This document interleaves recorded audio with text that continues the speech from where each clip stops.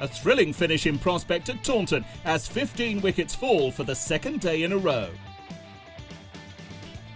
The wickets tumbled on day one at Taunton. Hampshire was swept aside by Somerset spinner Jack Leach, who took 6 for 78, as the visitors were bowled out for 162. Somerset's reply was led by 60 from Dean Elgar, but Liam Dawson took 3 wickets, and the home side resumed just 5 runs behind on 157 for 5. Somerset soon wiped out that small deficit, but the scores were still level when they lost their 6th wicket. Gregory caught off Abbott, and it was 162 for 6. And the home side's lead was just 2 runs when Dawson struck again for Hampshire, Davis LBW.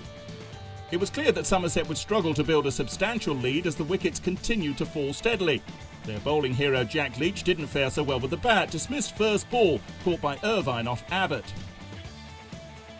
The South African had taken 3 wickets in the morning already, but it was Berg who mopped up the tail. Craig Overton bowled for 12 and it was 184 for 9. And it was soon 197 all out, when after some brief resistance, Bess was removed in the same manner for the same score. It had emphatically been Hampshire's morning. Somerset's first innings lead just 35 runs after losing their last 5 wickets for just 40 runs. They were grateful for Elgar's 60 yesterday, as Abbott and Dawson took 4 wickets each for Hampshire, who were still very much in this low-scoring contest. When Hampshire batted again, suddenly the clatter of wickets slowed down. Carberry quickly wiped out Somerset's lead, and spinners Leach and Bess were in action early. As had been predicted, the Taunton pitch started to look much more placid, and Hampshire took lunch at 56 without loss, a lead of 21. That solid progress continued into the afternoon, with Carberry continuing to play the dominant role. But as soon as he reached his half-century, the opener was gone. Bess, the bowler, the catch parried by Hildreth and held by skipper Abel. Carberry gone for 51, and at 84 for 1, Hampshire led by 49. But the complexion of this even contest was about to change completely. Dominic Bess was the reason why. In his next over, he removed Dawson, caught behind for 33. And from the very next ball, Hampshire skipper George Bailey was gone too, caught by his opposite number Abel, and suddenly the visitors were 85 for 3 and still just 50 in front. Bess couldn't complete his hat-trick, but he put Hampshire under real pressure. Vince and Russo tried to repair the damage, with Vince in particular looking to counter-attack with a couple of 6s. But after adding 31, Bess struck again.